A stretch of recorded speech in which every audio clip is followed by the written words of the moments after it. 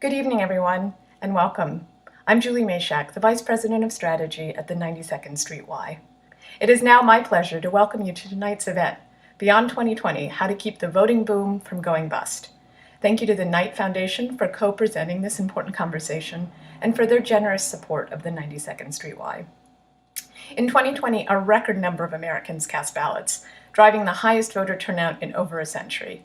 Understanding what motivated people to participate, particularly those who don't typically vote, is key to understanding the future of our elections and American democracy more generally.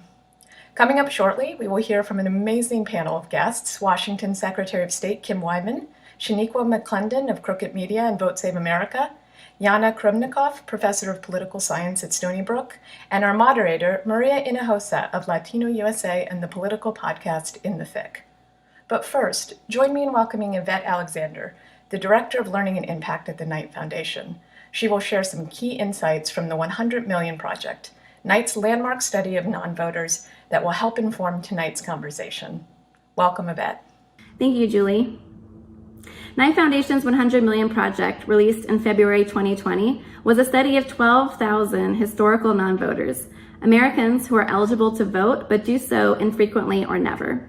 It was inspired by the fact that in 2016, nearly 100 million eligible Americans did not cast a vote for president. That's about 43% of the eligible voting age population. Now, we all know that turnout surged for the 2020 election, but most polls repeated the same mistakes of 2016, failing to accurately understand and properly account for the historically infrequent voter, many of whom clearly decided to turn out last year. But the impact of higher turnout bucked conventional wisdom and created a close call for president that surprised both polling experts and many Americans. The 100 Million Project helps close the gap of understanding on these historically disengaged voters, what happened in 2020 and its aftermath, and what we might expect in the future. Here are a few key highlights from our work. First, while less partisan, historical non-voters were more evenly divided on key issues and on President Trump than frequent voters. For example, they showed slightly more support for constructing a wall along the Mexican border, while being less supportive of replacing the Affordable Care Act. When asked who they would vote for if they had to vote in 2020, responses showed non-voters would add almost an equal share of votes to Democratic and Republican candidates. So this went against conventional wisdom that non-voter turnout would be overwhelmingly blue, and we saw that bear out in the 2020 election results. Second, many non-voters, and even some frequent voters, suffer from a lack of faith in the election system and have serious doubts about the impact of their own votes. 38% of non-voters said they're not confident that elections represent the will of the people, and many believe the system is rigged. Non-voters are less likely to believe votes are counted fully and accurately, or to say that decisions made by the president or others in Washington have a strong impact on their lives. So it's not surprising that there was widespread doubt about the election results' legitimacy, and that we're now well aware of the challenge moving forward for how to build trust in this basic institution. Finally, historical non-voters report lower news engagement and feeling underinformed on candidates and issues come election time. They're more reliant on social media and others for political information than regular voters, and they're therefore more prone to misinformation. For example, non-voters are twice as likely as active voters to passively encounter news versus actively seeking it out. And those who relied on social media were consistently less likely to vote and more skeptical about the efficacy of voting. As a foundation that cares about a healthy and participatory democracy, we hope this study helps spark dialogue on how we can better understand, inform, and engage this complex segment of the American electorate, and how we might avoid a likely turnout crash in the future. It's now my pleasure to welcome our moderator for this evening, Maria Hinojosa, and our panel of distinguished guests. Maria is the founder of the Futuro Media Group. She's the anchor and executive producer of the Peabody Award-winning show Latino USA, as well as co-host of the political podcast In the Thick. Maria is the author of the recent book Once I Was You, a memoir of love and hate in a torn America, and she has informed millions about the changing cultural and political landscape in America. Maria, welcome. Hey, what's up, everybody? Usually I'm saying that into a microphone for a podcast for, all across the country. But here we are, 92nd Street Y, the Knight Foundation. Thank you so much for supporting the research that we need to support our democracy in general. And I'm really thrilled to be here with a group of, may I say so myself, badass women who, like me, are, I would say we are democracy junkies. We love this stuff. We live it. We breathe it. I think that we are all kind of breathing a different kind of exhaling, but still understanding that there's quite a bit of work to be done. And that's what we want to talk about tonight. And joining us is the first Republican female Secretary of State from the state of Washington and the second woman to serve in that position, Secretary Wyman. Welcome. Thank you. It's great to be here. How should I call you? Secretary? You can call me Kim for these purposes. I know we should. I don't know, because if you want to be formal, it could be Secretary Wyman's fine, but Kim is also okay. Well, because people in Washington State are so formal. One of my heroes is Shaniqua McClendon, who is the political director of the fabulous Crooked Media. You know them because of Pod Save America et al. Shaniqua, it's great to see you. Yeah, you too. And joining us is Yanna Krupnikov. Am I right? Yep. Yes, who is joining us from Long Island, a political scientist who helped actually in this big report. So actually, Yanna, let's start with you. You were a part of this report that was looking at why people don't vote. And as somebody who wasn't born in this country and then chooses to become an American citizen, and then the whole thing about voting in my family was just like so huge, because we made the decision to become American citizens in large part in order to be able to vote. So just, from a very large bird's eye, and after all the research that you did, what's your big takeaway or takeaways to start us off tonight from the 2020 election? Yeah, so as somebody who also wasn't born in this country and somebody who also became a citizen, voting is amazing, right? Voting is power that we have at every point to change the course of politics, of democracy. What is difficult about studying voting is that because voting is so powerful, when we do surveys, a lot of people tell us that they voted when they actually didn't. Nobody wants to admit that they're a non-voter. What's great about the Knight Foundation report is that these are people we know who didn't vote. We know their voting history. So we can compare them to people who did vote, who cast ballots. And what emerges in kind of a lot of these cases is, first of all, that there isn't kind of a uniform political non-voter. We can't predict what their ideology is. We can't predict what their partisanship. They come from all walks of political life. But another thing that emerges about them is that they are really disconnected from media coverage. One of the things that separated these two groups is that people who were non-voters would say, I don't really look for news. I might get it from my friends, I might get it from somebody sharing it with me, but I'm not going to search for it. Whereas people who are voters, who voted in a lot of the previous elections, were searching for news. They were news users. They might not be doing it for hours every single day, but they did search for it. And this sort of disconnection from politics, this disconnection from social networks that include politics is really, really important to these non-voters. They're not just disconnected from the news, they might be disconnected from broader communities sometimes. They report being a little bit less happy with their non-political life. So oftentimes, the reason people vote is because somebody encourages them to do so. And a lot of these non-voters weren't part of these groups. They didn't have somebody basically telling them, hey, it's election day, we should go vote. This is something that we should do. And that kind of repeated over and over again across a number of comparisons in the report. So, Kim, I'm thinking about the fact that actually one of the things that made me really sad about this election and the pandemic is not being able to talk to so many people about voting. Mm-hmm. So, I go to the grocery store once a week, but that's about it. That's about, the extent of my social interaction. But every time that I did go to the grocery store and I would see somebody bagging, or I would say, so what are you thinking? And it's interesting now, as Yanna is saying, that simple act Because I would say, well, have you registered? Are you thinking people would be like, no, but now that you think about it, now that you mention it, maybe I should. Tell us a little bit about what you saw and what your big takeaway from this moment. Has what happened in 2020, will it be repeated, or is this just something that happened that is going to stand out? Well, for full disclosure, I'm an election administrator long before I was a politician, as some people like my husband would refer to me as. And so I've been really involved in election administration for 28 years. And over the course of those years, I've seen in our state, I think, examples of that voter engagement. And we have a general election statewide every year, and it's our municipal elections predominantly in the odd year elections.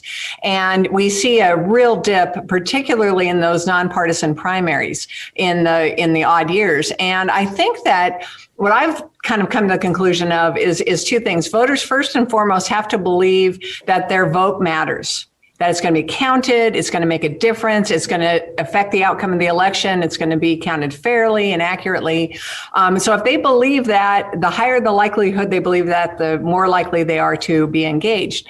And then the second, the second piece is they have to feel that their vote matters. And so that kind of usually goes to what's on the ballot.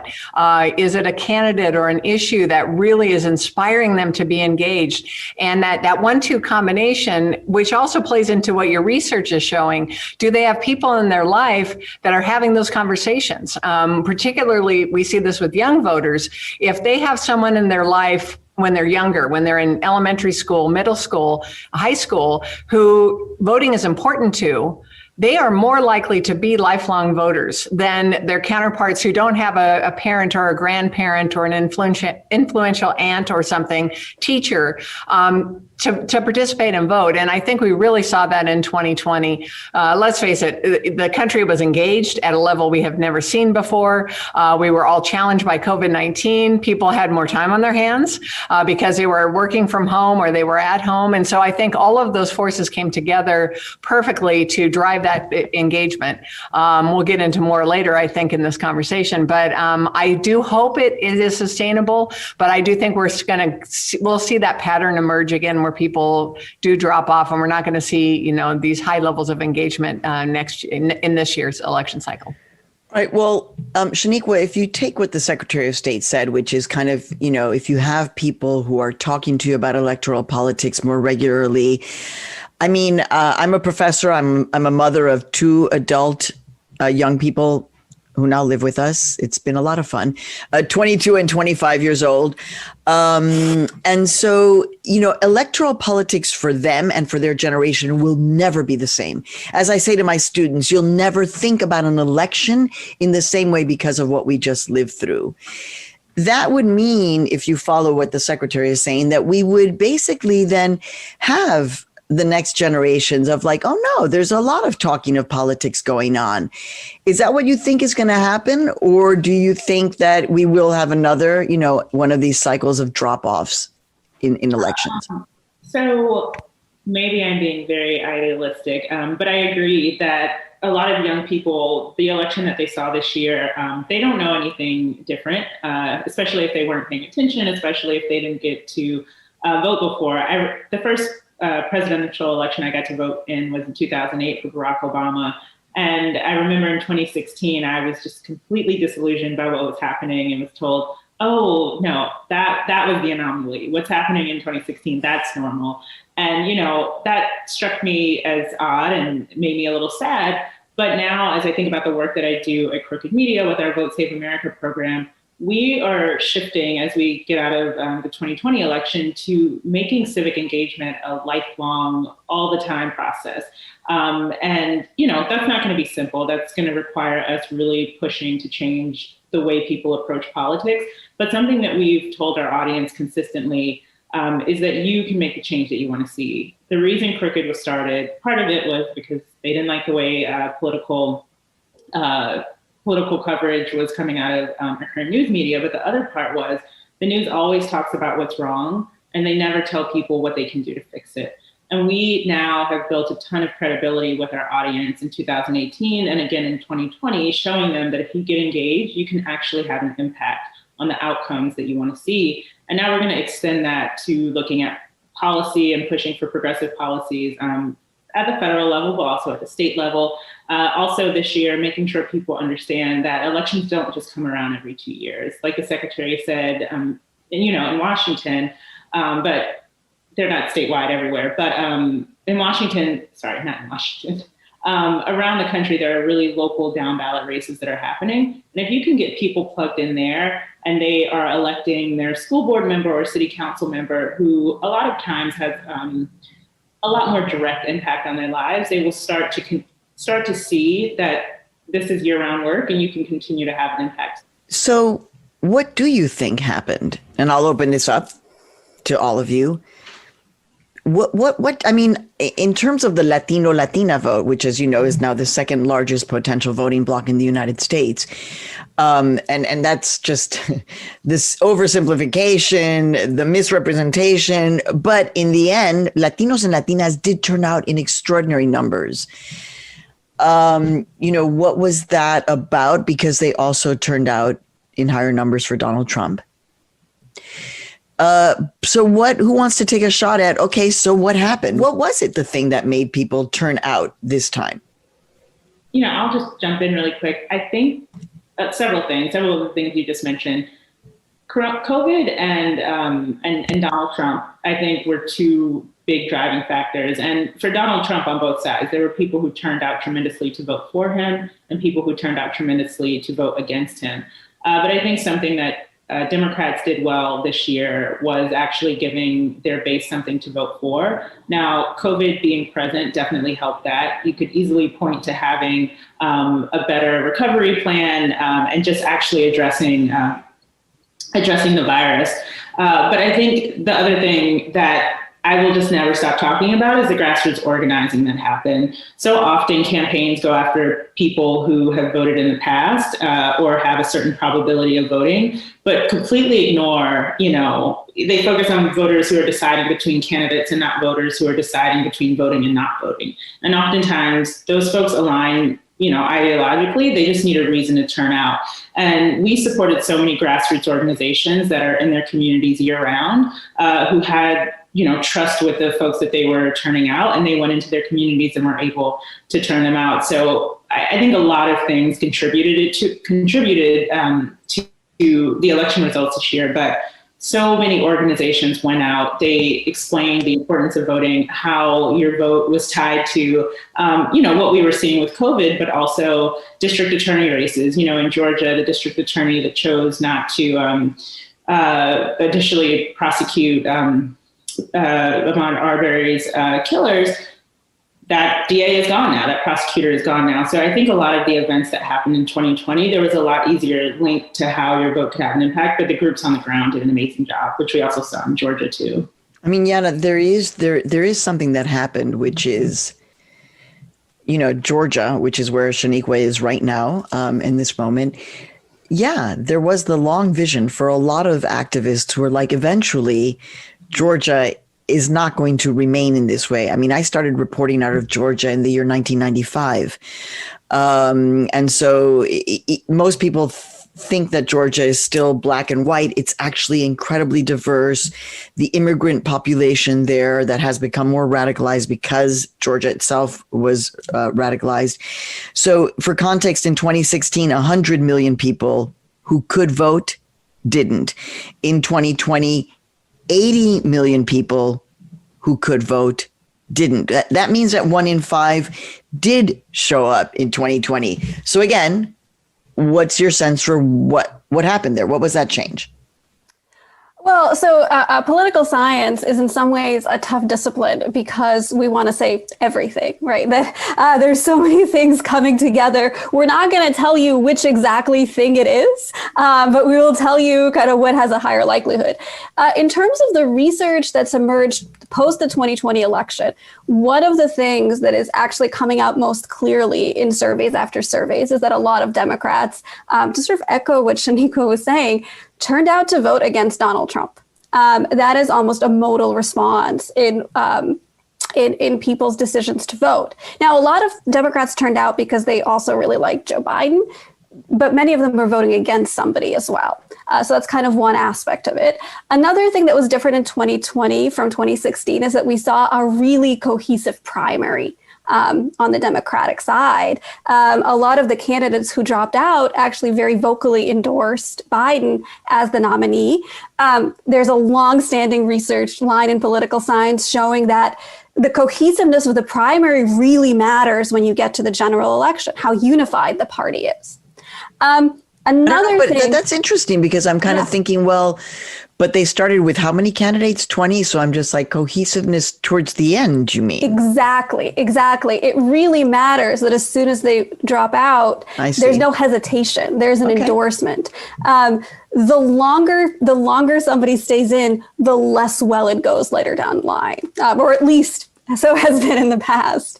And I think one thing also that just has to be emphasized is that it's really difficult sometimes to get mobilization right. A lot of parties misuse mobilization. They target voters because they assume these are the people who are going to vote. They never try to mobilize people who they don't think are going to turn out to vote. But when you leave mobilization, not to some distant partisan group, but to the people who are actually on the ground, you have a much higher likelihood of getting people to vote. When somebody from somebody's own social network recommends that they turn out, they're much more likely to do so. People trust people they know. They trust people who live near them. They trust their neighbors. They trust their social networks. They are much more likely to vote if these mobilization efforts are channeled through networks of friends and neighbors than kind of these disparate attempts from the top up to get somebody to turn out.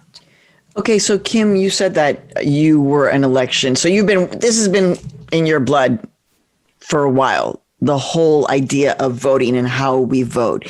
So did new voting laws help? Did voting by mail help in terms of turnout? Is there a conversation being had now about what to learn from the good things, what to learn from this that means good things for new turnout? Oh, absolutely. And I would just echo what Shaniqua and Yanna have said. There are a lot of factors, I think, that drove turnout this year. So from an election administrator perspective, my state certainly is out there kind of on the front edge because we've been vote by mail for 11 years going into the COVID environment. We were, helping our counterparts across the country trying to transition to a more accessible absentee ballot and vote by mail systems themselves.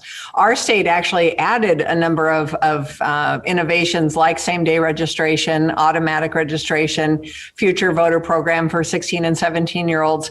And we do think that did all of those laws being passed did help increase turnout and accessibility, even in our state where we were voting by mail already. I think when I look at it nationally, I think there's some other components.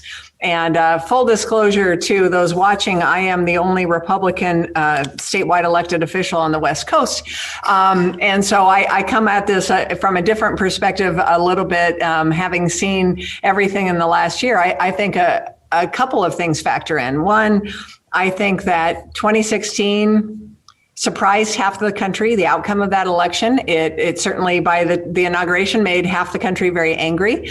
And I think there were 4 years of ramp up with a single goal to unseat the president. And I think that mobilized the Democratic side of the House in a way that we haven't seen in a very long time. And maybe similar to 1980, the first presidential election I got to vote in, the first election I got to vote in with Ronald Reagan, where you had the same type of thing of a unifying factor that we're not going to decide if you're progressive or a moderate Democrat. We're in this together and we have a single goal. And I think on the Republican side, it was a little bit different. You had the president of the United States saying, don't vote by mail. It's fraudulent. It's going to rig the election. And I don't have the data to support it, but my gut feeling, having been, on the ballot myself for over 20 years, when you're telling your base that a certain way of voting is going to be bad, they might actually listen to you. And I think the data may or may not support this, but I often wonder if the president didn't suppress his own vote with that kind of rhetoric, and that that many Republicans were afraid to vote by mail. And then when it came to election day, when they had that 16-hour window or 12-hour window, they might not have been able to get to the polls. They might not have been able to cast their vote. So there's some irony, I think, there. That's anecdotal on my part, but I do think it had an impact. And I think that, of course, set up all of the chaos that's happened in the last 2 months since then. So Shaniqua, that would be, I think, if we're taking the secretary, it would be people who are older, who are like, oh my God, I'm getting these confusing messages. I like the president. He's telling me not to vote. I totally agree with you, by the way, Kim. I think that is anecdotally.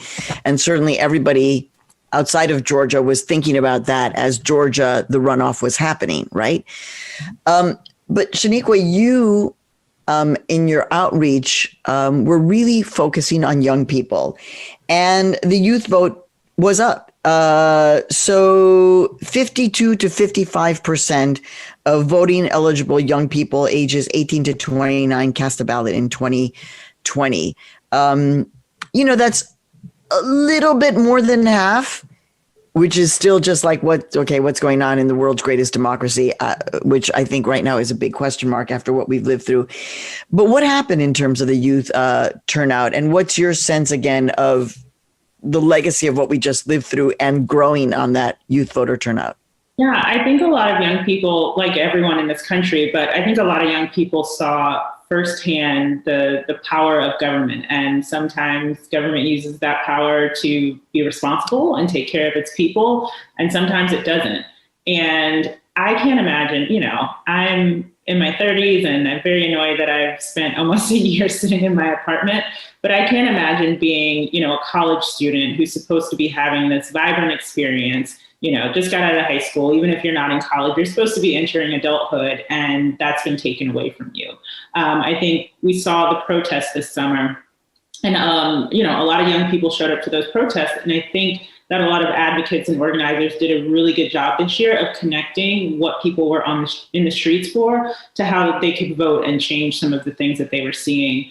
And so I think I shouldn't say the first time, but I think for the first time in a long time, just a good job was done making the case that your vote matters and actually demonstrating that your vote matters. And I think if we can continue to do that, which won't be hard during COVID. You look at all of the executive orders that Joe Biden has signed into law, and people can see immediately, if I voted for Joe Biden and I wanted to see some of these things, they're happening already. I know for me, I had been waiting to see if he was going to continue the pause on student loan interest and student loan payments. And I wasn't going to vote for Donald Trump anyway, but I am very happy, that Joe Biden is there. And just look at, the executive order for Dreamers. Like, there's just so many things that young people have been fighting for, and they're already seeing the fruit kind of bear out. So I think moving forward, the big thing that we'll have to focus on is continuing to have outcomes. All voters want to see outcomes, but oftentimes because young people have lower voter participation,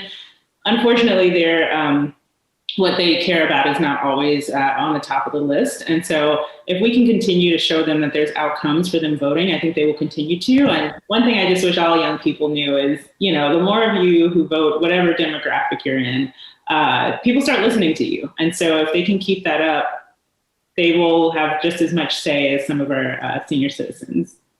So here's the thing, as the elder in the group, for sure, I remember before I was a citizen, when I was, left in college and I couldn't vote, and actually socialists were coming up to me and they were like, do you want to participate in this political system? And I was like, yeah, actually, I don't really know, electoral politics are like, meh. But it wasn't that they were saying you don't want to participate because it's rigged. That wasn't it. It was like, what's like two parties, what's real interest here. Now, Yanna, as you know, a big reason why people say that they don't vote is because they think it's rigged. And that word in and of itself is very heavy and very much, a symptom, I think, or an evidence of the politic that we're living in, where people say that word and then they distrust the election. So what happens now? What happened in 2020 in terms of that? And if Shaniqua was saying we have to show results, is that going to work? Or are the people, because I'm out here in Connecticut and I still see Trump signs, still big ones. So is it actually driving people to say even more so, no, it's even more so rigged? Once people believe that something is rigged, especially if they're of the losing party, especially when a person that they listened to repeatedly told them that something was going to be rigged, research suggests it's actually very difficult to convince them otherwise. In experiments, people are ready to jump at these kind of the election was rigged explanations as explanations for why their party lost. So the fact that we have this long time of messaging, telling a group of people that they lost because something unfair happened to them is actually extraordinarily consequential. And changing this knowledge, changing how people feel is not really going to be simple, especially once people start to filter everything through that particular prism, right? Anything that happens is further evidence that I was right. People are amazing at taking evidence that's given to them and translating it into the exact way in which they are right.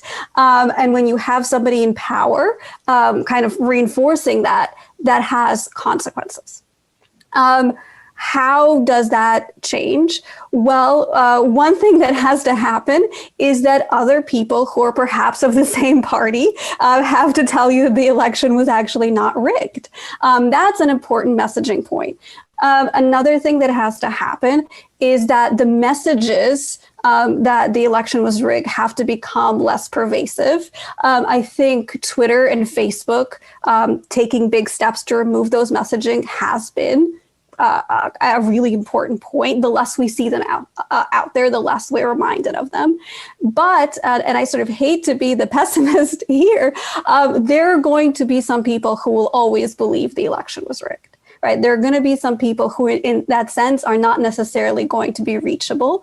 And it's going to be really difficult to convince them otherwise. So, Secretary Wyman, as the Republican, you are in a conundrum, right? I mean, it was the head of your party that was saying, don't trust anything.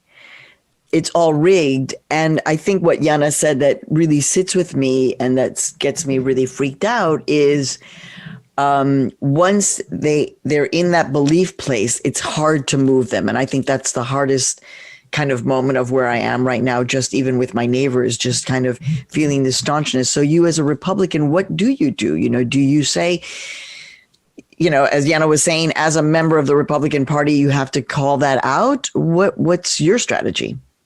Well, this is something I've been kind of working through for the last now 8 months. I think the first time President Trump, uttered the words and gave the false binary choice, if I don't win, it's because the election was rigged. I don't think that those two things are related. I think that that's is it a straw man argument? I can never remember the right terms, but once that started, I found myself over and over inviting the Attorney General and the President to come to Washington to see how we do elections, to see how vote by mail actually works. They never took me up on the offer, by the way.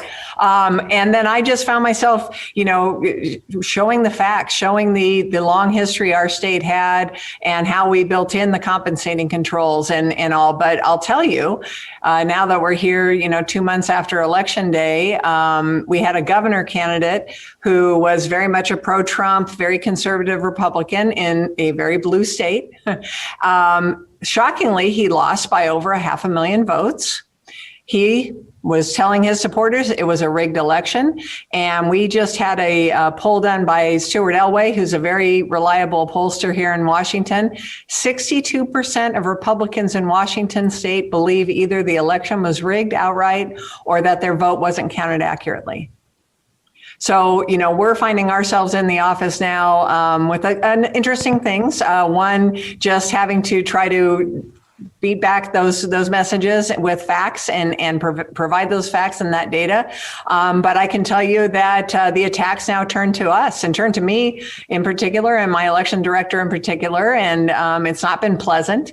I've learned some great things, though. I think it's great to know that I'm not actually a Republican. Apparently, I'm a Democrat. I'm part of the deep state, and I'm a Republican in name only, or a rhino, which I just have to share with the audience.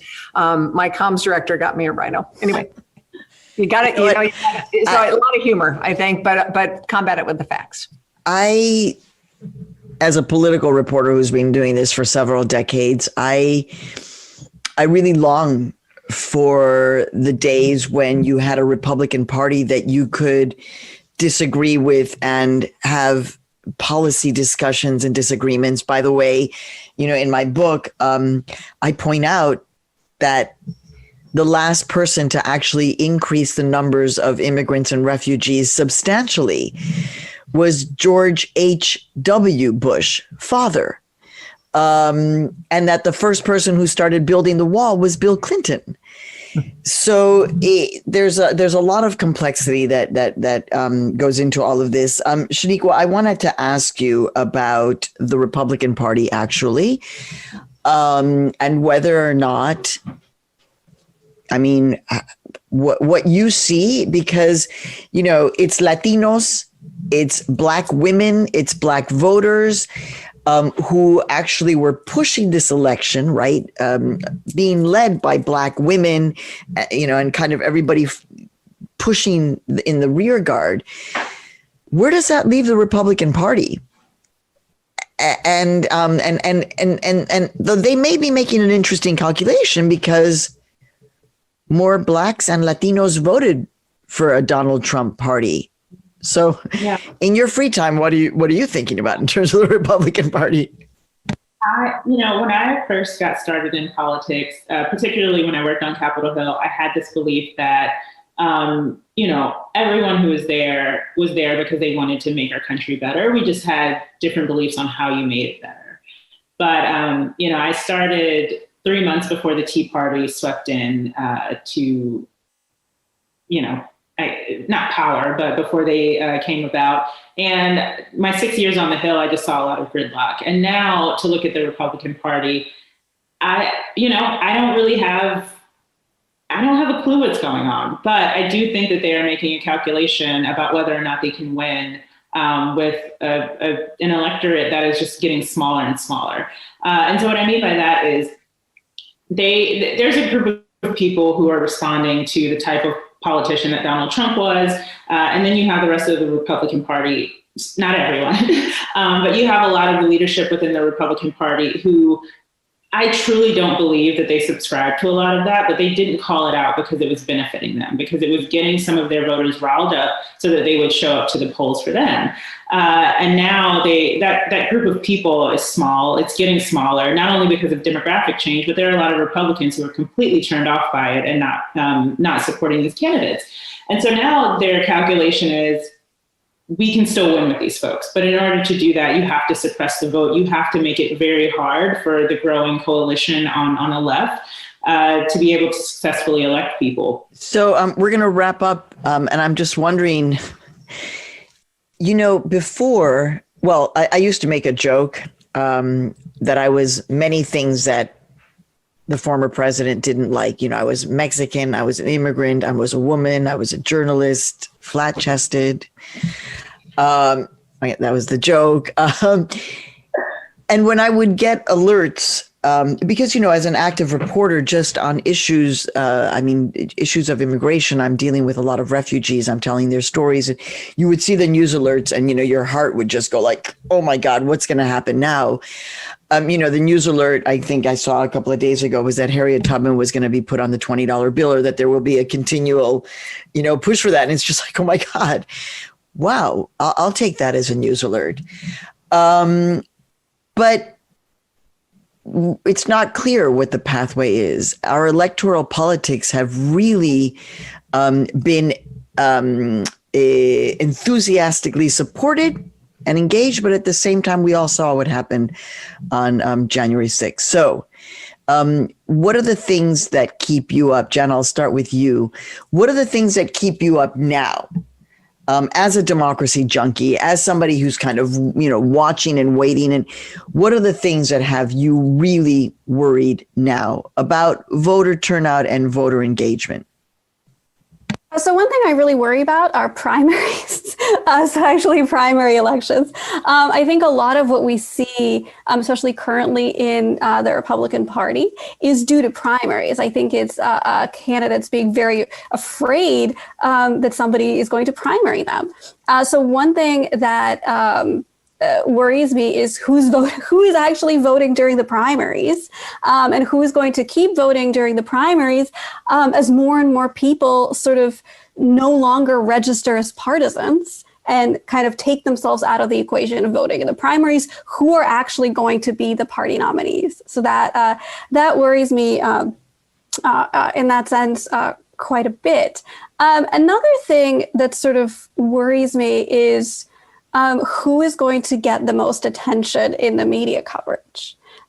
Is it going to be people that encourage others to vote? Is it the voices of people who voted, who mobilize, who push people to turn out? Or is it going to be the voices of the extremists who make kind of our democracy seem worse, and that essentially kind of convince people that it's not really worth it? I think the media actually has a tremendous amount of power in which voices get amplified, and which voices get amplified is really important for everyone else. And finally, to echo something back at the beginning that Shaniqua said, I'm worried about what people are voting for in non-presidential elections. There's so much power in local politics that people don't realize. And I think people who are really interested in change would do very well to focus on what's happening around them as well, because so many decisions, sometimes not great decisions, are happening at the local and state level as well. Secretary Wyman, what are the things that, I'm sure you think a lot about the future of the Republican Party in terms of voter participation, voter turnout, voter engagement. What are the things that you're worried about? It's a long list, but that you can tell us about. I'll compartmentalize it. I'll talk in terms of politics. I'll talk in terms of election administration. On the political side, I think my party is going to do soul searching, and members of the party are really going to fight to define it. And the moments I get very down and hopeless, I remember back in 1964 when I was 2, and I literally was 2, the party went through the same type of evolution. We had the John Birch Society. And here in my state, the 3 Republicans that won elected office that year with Barry Goldwater on the ballot were moderate Republicans who led the state in powerful ways and inspired an entire generation of good Republicans who did really good government work. Dan Evans, who was a governor, Slade Gordon, who was not only the Attorney General, but went on to be a U.S. Senator, and Lud Kramer, who was Secretary of State. So I know there's hope, and it's going to be painful. And if our long-term strategy is to only let the people we want to vote, I'm new to this political thing. I don't think it's a good long-term strategy for winning. But we have a divided country. I mean, we had, as you look down ballot, a lot of Republicans won in places across the country. So, I think it's going to be the soul of the party that drives how we go forward. And if we have a third party, it'll be interesting. But the reason I remain is I want the party to be different than what we saw on the 6th of January. I'll leave it at that. On the other side, on the administrative side, the thing that keeps me up at night is the misinformation campaigns. And it's not only the damage that the president and my governor candidate and some of those folks have created with this mistrust of our elections. It is undermining our republic at the foundational level of democracy and our democratic institutions, that if people don't believe election results, they don't believe that the people that are elected are legitimate. That keeps me up at night. And last year, my husband and I co-authored a book, and we talked about asymmetric warfare. Make no mistake, our adversaries internationally, Russia, China, Iran, they want to sow discord. They want to pit Americans against each other. And social media has allowed them to do this in very powerful ways for very little investment compared to buying a tank or a plane. They can create a bot farm and hire 500 people for a few $1 million, and they can change a lot here without even having to come here. So I worry about all of those things and this cumulative effect it will have. But I also believe our country is pretty incredible, and that Americans will rise above it, and that regardless of our political stripes, that we believe in our country in a way that's going to keep it moving forward and forming a more perfect union. And we're still working on that. And then, of course, Shaniqua, there's podcasting, which you and I believe can save the world, can save the country. What are you thinking about already, Shaniqua, in terms of your concern, not just kind of staying on the high of these turnout numbers and the engagement that you did? What are the things that you're worried about and concerned about in the future in terms of the engagement and turnout? Yeah, we, on January 6th, I was not expecting that. And it was really unfortunate. It was driven by a lot of misinformation. But as I mentioned before, I think the reason that a lot of Republicans didn't push back sooner is because there was a benefit.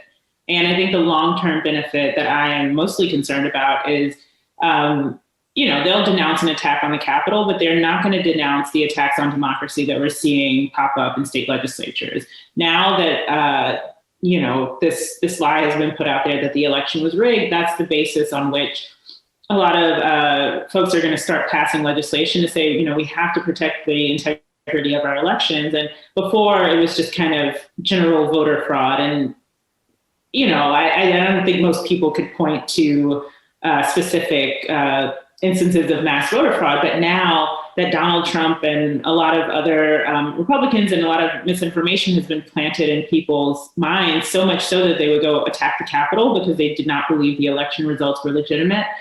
Now I think that you're going to see a lot of people actually looking to see, are you supporting legislation that will protect the integrity of our election, when in reality, these are just efforts to suppress the vote so that you can have this longer term impact of fewer people who are going to vote against Republicans are voting. And again, they are making this calculation that they will be able to benefit for some time. And then you add in judicial nominations and who's confirming those, and those appointments having lifetime appointments. And it won't last forever, but it may last long enough that, this sounds dark, that we won't be able to see the change that even was voted for in this election. So that is my big concern, that Joe Biden is the president. Democrats control both the House and the Senate, but as was mentioned, Republicans won down the ballot. I don't think every Republican who won down the ballot is looking to suppress the vote, but I think there's enough of them that we're going to see a lot of voter suppression pop up, and we might not have the legal means to fight back because of the judges that are within the court. So that is what's keeping me out. Which means basically we all feel like there's a different kind of work that we need to be doing now. But not that we get any kind of big time rest. But that's what you get in democracy, To me, that's what I try to tell people. It's like, voting is just one part of it. What we just did tonight, what we do on a daily, how you speak to your friends, I think that's a big takeaway, is how you're talking to the people around you. For Latinos and Latinas, I say this all the time, you must be talking local, domestic politics, breakfast, lunch, and dinner. That's how you're going to get people to come out and vote. So thank you so much to my panel, Yanna Krupnikov, Shaniqua McClendon, and Secretary of State Kim Wyman from the state of Washington. Thank you so much. And have a good evening. And don't forget to vote. Bye. Thank you. Bye-bye. Thanks. Thank you.